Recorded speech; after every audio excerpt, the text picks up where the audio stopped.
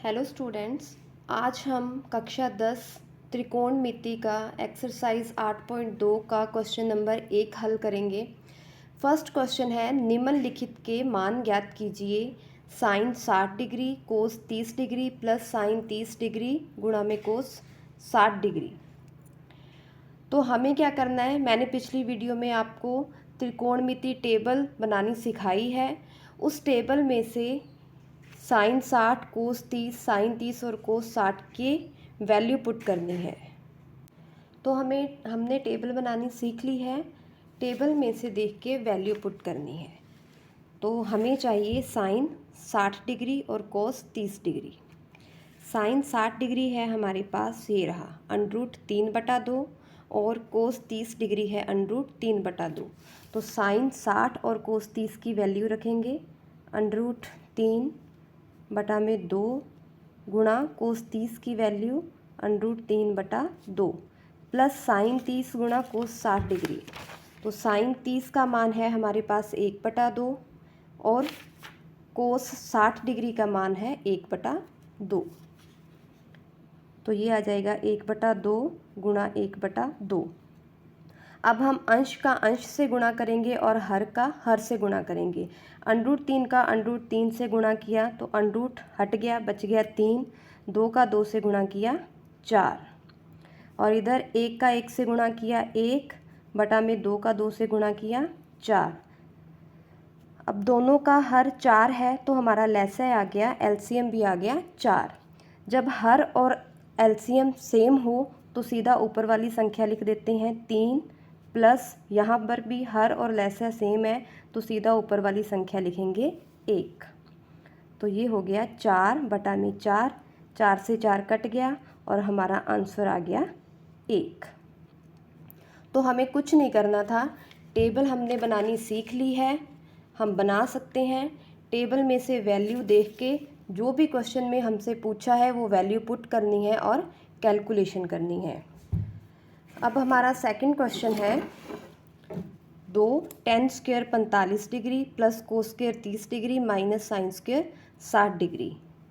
तो tan 45 का मान होता है, देखिए tan 45 का मान 1, tan² है तो ये आ जाएगा 1 का स्क्वायर प्लस cos 30 का मान होता है √3/2, इसका भी क्या होगा स्क्वायर, माइनस sin² 60, sin 60 की वैल्यू होती है √3/2। तो ये आ गया √3/2 का स्क्वायर।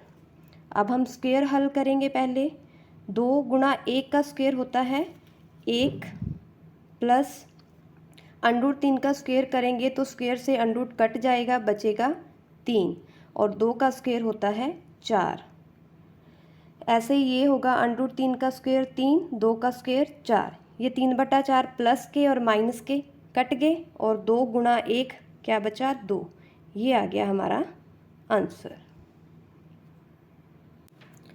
अब हमारा थर्ड क्वेश्चन है, कोस 45 डिग्री बटा में सेक 30 डिग्री प्लस कोसेक 30 डिग्री। तो हमें कोस 45, सेक 30 और कोसेक 30 की वैल्यू पुट करनी है। टेबल में देखिए, कोस 45 का मान 1/√2, सेक 30 का मान, ये रहा सेक 30 का मान 2/√3 प्लस कोसेक 30 का मान क्या है 2। तो हमने वैल्यू पुट कर दी है।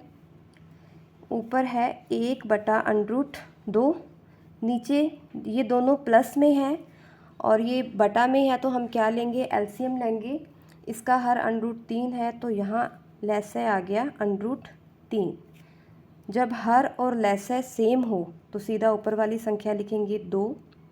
इसके बटा में कुछ भी नहीं है तो हम 1 लिख सकते हैं। जब 1 है तो 2 का सीधा √3 से गुणा हुआ 2√3। अब ये आ गया 1/√2। ये जो नीचे वाली संख्या है पूरी भाग में है, जब हम इसे गुणा में करेंगे तो ये पलट जाएगी, √3 ऊपर आ गया और नीचे आ गया 2 + 2√3। 1 का √3 से गुणा किया, √3 बटा में √2 गुणा, यहाँ पर 2 कॉमन आ रहा है तो हम 2 को कॉमन ले लेंगे, पीछे रह जाएगा 2 में 2 का भाग दिया 1 और यहाँ रह गया √3।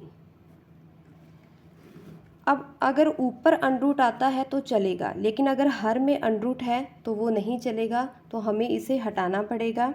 तो हम क्या करेंगे, हर का परमेयीकरण। आपने 9th में सीखा है कि हर का परमेयीकरण कैसे करते हैं। क्या करेंगे हम, √3 बटा में √2 गुणा 2, हम इसका परमेयीकरण करेंगे। नीचे क्या है, 1 प्लस √3, तो यहाँ पर जो साइन होता है उसके अपोजिट साइन लेके ऊपर भी गुणा करेंगे और नीचे भी। तो हमने 1 माइनस √3 से ऊपर गुणा किया और नीचे गुणा किया, तो ये हमारा आ जाएगा √3 का 1 से गुणा किया, √3 माइनस √3 का √3 से गुणा किया, तो अंडरूट कट गया और बचा 3 बटा में। अब इसमें फॉर्मूला लगाएंगे हम, जो हमने 8th में 9th में पढ़ा है। यहाँ लिख रही हूँ मैं कि x प्लस वाई गुणा में x माइनस वाई क्या होता है, x² माइनस y²। तो ये हो जाएगा x की जगह 1 का स्क्वायर माइनस √3 का स्क्वायर।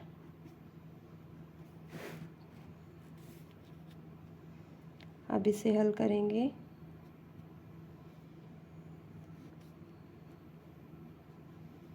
दो 1 का स्क्वायर हो गया 1 माइनस √3 का स्क्वायर हो गया 3।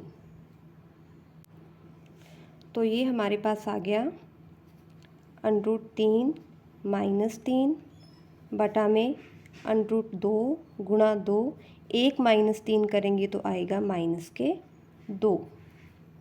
इसे हल कर लेते हैं और √3 माइनस 3, 2 का -2 से गुणा किया -4 और √2 को मैंने बाद में लिख दिया। अभी हमने 1 प्लस √3 को तो हटा दिया, अब किसे हटाना है हमें, √2 को। तो यहाँ पर भी हम हर का परमेयीकरण करेंगे, दूसरी बार फिर करेंगे।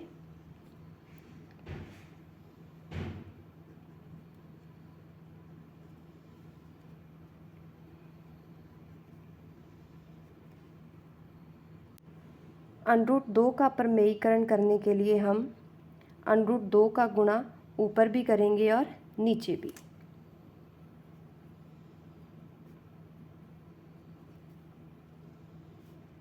तो ये आ जाएगा हमारे पास √3 का गुणा √2 से किया तो √6 माइनस 3 का गुणा √2 से किया तो 3√2 और बटा में आ गया हमारे √2 का गुणा √2 से किया तो बच गया 2। ये आ गया हमारे पास √6 माइनस 3√2 बटा में -8।